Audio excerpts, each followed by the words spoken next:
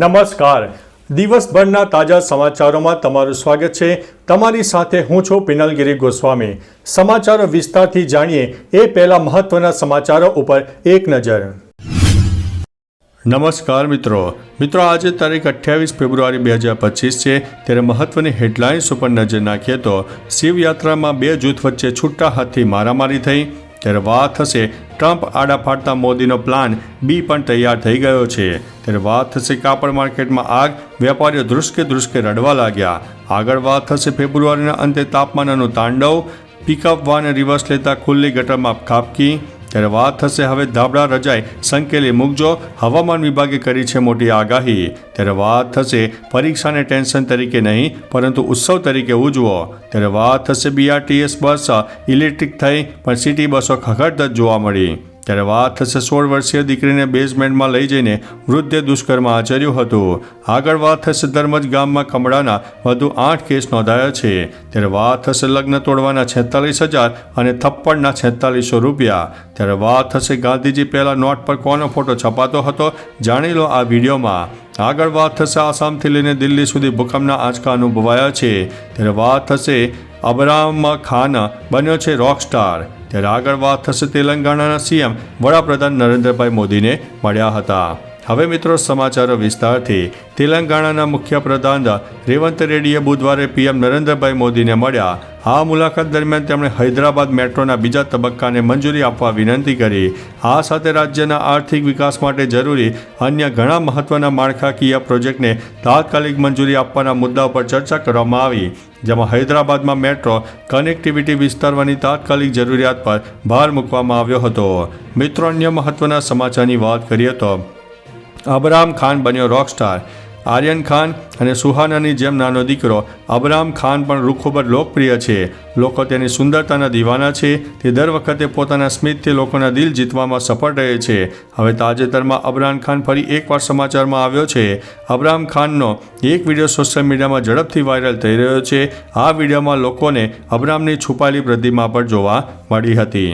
મિત્રો અન્ય મહત્વના સમાચારની વાત કરીએ તો આસામથી લઈને દિલ્હી સુધી ભૂકંપના આંચકા. ગઈકાલે રાત્રે 2:25 આસામના મોરી ગામમાં 5ની તીવ્રતાનો શક્તિશાળી ભૂકંપ આવ્યો. નેશનલ સેન્ટર ફોર સિસ્મોલોજીના જણાવ્યા અનુસાર ભૂકંપનું કેન્દ્ર મોરી ગામ હતું, પરંતુ આસામ સિવાય તેના આંચકા મેઘાલય, પશ્ચિમ બંગાળ, બિહાર અને દિલ્હી NCR સુધી અનુભવાયા હતા. મધ્યરાત્રિ પછી આવેલા ભૂકંપના કારણે લોકો ગભરાઈ ગયા અને ઘરની બહાર પણ દોડી આવ્યા હતા. મિત્રો અન્ય મહત્વના સમાચારની વાત કરીએ તો ગાંધીજી પહેલા નોટ ઉપર કોનો ફોટો છપાતો હતો. 1949 સુધી નોટો પર બ્રિટિશ રાજા કિંગ જ્યોર્જની તસવીર છપાતી હતી, પરંતુ 1949માં ભારત સરકારે પહેલીવાર ₹1ની નવી નોટ બહાર પાડી, જેના પર અશોક સ્તંભ છાપવામાં આવ્યો. 1950માં સરકારે ₹2, ₹5, ₹10 અને ₹100 વાળી નોટો છાપી હતી. આ નોટો પર અશોક સ્તંભનું ચિત્ર છપાયેલું હતું. મહાત્મા ગાંધીની 100મી જન્મ જયંતિ પર 1969માં પહેલીવાર નોટ પર ગાંધીજીની તસવીર જોવા મળી હતી. મિત્રો અન્ય મહત્વના સમાચારની વાત કરીએ તો લગ્ન તોડવાના 46,000, થપ્પડના 4600 રૂપિયા. સ્પેનનો અર્નેસ્ટો નામનો વ્યક્તિ લગ્ન તોડવાનો બિઝનેસ કરે છે. લગ્ન તોડવા માટે તે €500 એટલે કે 46,000 રૂપિયા ચાર્જ કરે છે. તે થપ્પડ મારવા માટે વધારાનો ચાર્જ લે છે. અર્નેસ્ટો તે છોકરીઓને મદદ કરવા માટે આ બિઝનેસ શરૂ કર્યો, જે છેલ્લી ઘડીએ તેમના લગ્ન રદ કરવા માંગે છે. તે થપ્પડ મારવા માટે દુલ્હનના પરિવાર પાસેથી વધારાના પૈસા લે છે. દરેક થપ્પડની કિંમત €50 એટલે કે અંદાજિત 4600 રૂપિયા હોય છે. મિત્રો અન્ય મહત્વના સમાચારની વાત કરીએ તો ધર્મજ ગામમાં કમળાના વધુ 8 કેસ નોંધાયા છે. આણંદ પેટલાદના ધર્મજ ગામમાં કમળાના વધુ 8 નવા કેસ સામે આવ્યા છે. ગામના રબારીવાસ અને નવાપુરામાં પાણી બિન પીવાલાયક આવતા આ સમસ્યા ઊભી થઈ છે. આરોગ્ય વિભાગ દ્વારા ઘરે ઘરે ક્લોરિનેશન કરવામાં આવ્યું હતું. આ સાથે કુલ કેસની સંખ્યા 113 થઈ ગઈ છે. જિલ્લા કલેક્ટર પ્રવીણ ચૌધરીના માર્ગદર્શન હેઠળ આરોગ્ય વિભાગની 19 ટીમો કાર્યરત છે. મિત્રો અન્ય મહત્વના સમાચારની વાત કરીએ તો 16 વર્ષીય દીકરીને બેઝમેન્ટમાં લઈ જઈને વૃદ્ધે દુષ્કર્મ આચર્યું છે. વડોદરા શહેરના ગોરવા વિસ્તારમાં 16 વર્ષીય દીકરીને બેઝમેન્ટમાં લઈ જઈને 61 વર્ષના વૃદ્ધે દુષ્કર્મ આચર્યું હોય તેવી ઘટના પ્રકાશમાં આવી છે. ગત 24 ફેબ્રુઆરીએ સાંજે આરોપી સગીરાને ફોસલાવીને ફ્લેટના બેઝમેન્ટમાં લઈ ગયો અને સગીરા સાથે અડપલા કર્યા બાદ દુષ્કર્મ આચર્યું હતું. આરોપી પીડિતાના દૂરનો સગો હોવાનું પણ જાણવા મળ્યું છે. આ મામલે ગોરવા પોલીસે વધુ તપાસ હાથ ધરી છે. મિત્રો, અન્ય મહત્વના સમાચારની વાત કરીએ તો BRTS બસ ઇલેક્ટ્રિક થઈ પણ સિટી બસો ખખડધજ.